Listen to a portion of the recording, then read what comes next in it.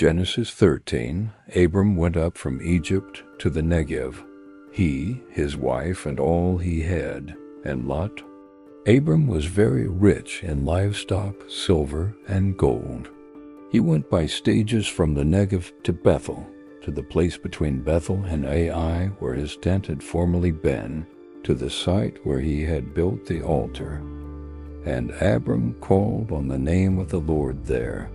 Now Lot, who was traveling with Abram, also had flocks, herds, and tents, but the land was unable to support them as long as they stayed together, for they had so many possessions that they could not stay together.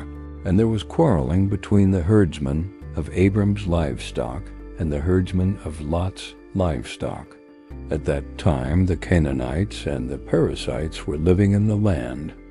So Abram said to Lot, "Please, let's not have quarreling between you and me, or between your herdsmen and my herdsmen, since we are relatives.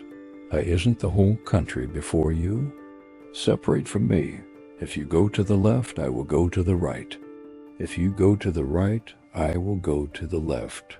Lot looked out and saw that the whole plain of the Jordan, as far as Sizor, was well, watered everywhere like the Lord's garden and the land of Egypt. This was before the Lord destroyed Sodom and Gomorrah. So Lot chose the entire plain of the Jordan for himself. Then Lot journeyed eastward, and they separated from each other. Abram lived in the land of Canaan, but Lot lived in the cities on the plain and set up his tent near Sodom. Now the men of Sodom were evil, sinning immensely against the Lord. After Lot had separated from him, the Lord said to Abram, "Look from the place where you look north and south, east and west, for I will give you and your offspring forever all the land that you see. I will make your offspring like the dust of the earth, so that if anyone could count the dust of the earth, then your offspring could be counted.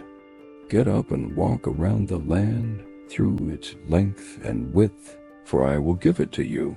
So Abram moved his tent and went to live near the oaks of Mamre at Hebron, where he built an altar to the Lord.